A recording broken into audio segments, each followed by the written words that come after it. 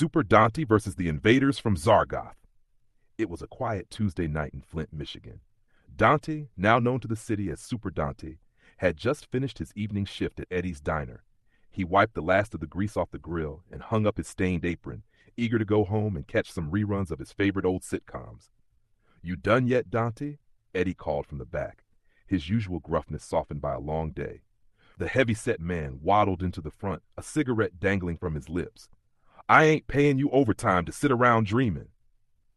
"Relax, boss," Donta replied, tying up the trash bags. "You couldn't afford my overtime rate anyway." Eddie grumbled something about smart-mouthed cooks before retreating to his office.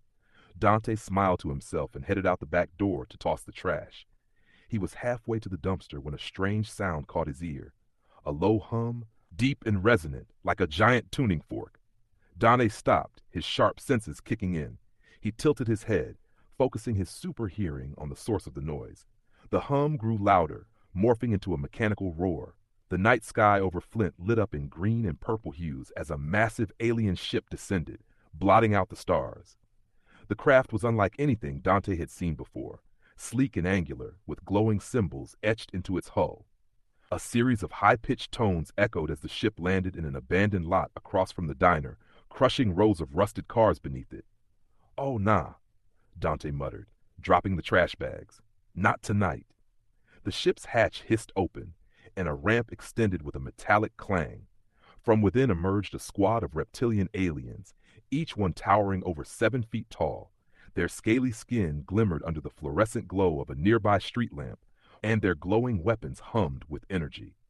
At their center stood their leader, a massive four-armed creature with a crown of bone-like spines atop its head. Its eyes glowed like embers as it surveyed the city.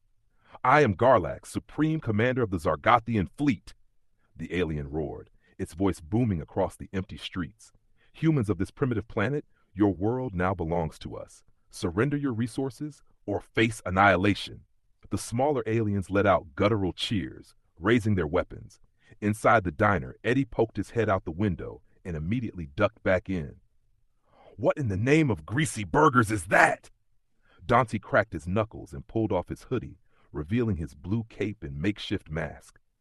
"Guess I gotta clock back in." Super Donta shot into the air, the rush of wind carrying the smell of charred metal and ozone. The Zargothians noticed him immediately, their weapons aimed skyward. "And who dares oppose the mighty Garlax?" the alien leader snarled. Donta hovered above them, arms crossed. "Name's Super Donta, and y'all picked the wrong block to mess with." The first wave of aliens fired their weapons, beams of green energy streaking toward Donta. He zipped through the air, dodging with ease. With a burst of speed, he landed in their midst, grabbing 2 aliens by their heads and smashing them together like cymbals. Another alien lunged at him with a glowing blade, but Donta caught the weapon mid-swing, snapping it in half. "You gotta do better than that," he said, tossing the alien aside. Garlax bellowed in fury. "Attack formation! Take him down!" The Zargothians swarmed, surrounding Donta. He planted his feet and unleashed his laser eyes, sweeping the area with twin beams of scorching heat.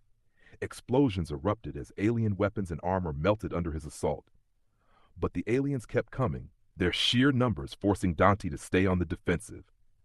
As Donta fought off the soldiers, Garlax charged into the fray. The alien commander moved with surprising speed for his size, his forearm swinging a massive warhammer crackling with energy. Donta turned just in time to block the blow, but the impact sent him skidding across the pavement. "Okay, big guy," Donta muttered, shaking off the hit. "You want to dance? Let's dance. Penitentiary rules are in full effect."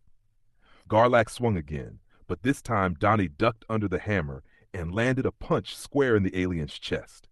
The blow sent Garlax staggering, but he recovered quickly, slamming all 4 fists into the ground.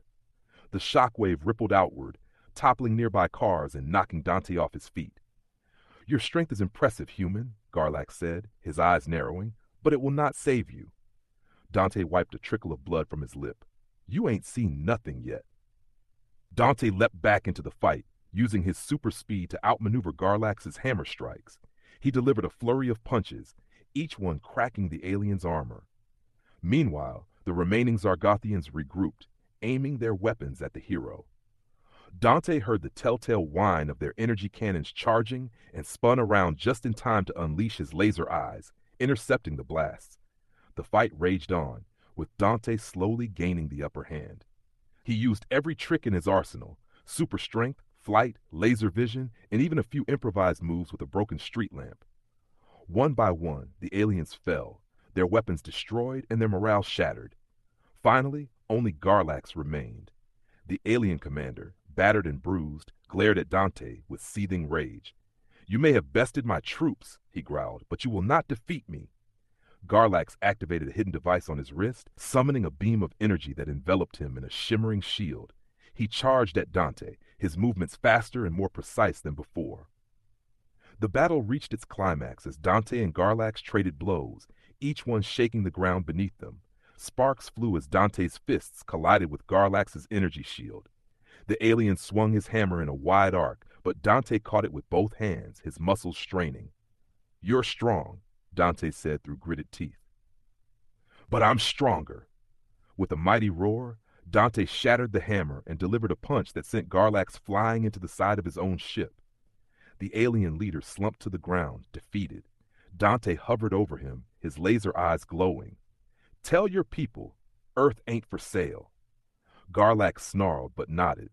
The remaining aliens scrambled to retrieve their leader, dragging him into an escape pod.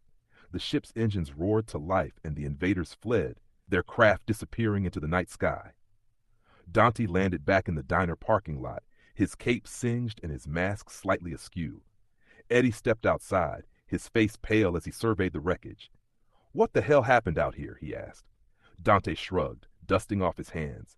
"Just some out-of-towners causing trouble. I took care of it." Eddie shook his head. "You're a weird dude, Dante, but I gotta admit, you're good in a pinch. Now get back inside. The grill ain't gonna clean itself." Dante chuckled, slipping back into the diner as the first rays of dawn peeked over the horizon. For the people of Flint, it was just another quiet night. But for Super Dante, it was a reminder that even a small city needed a big hero, and he was happy to be that hero.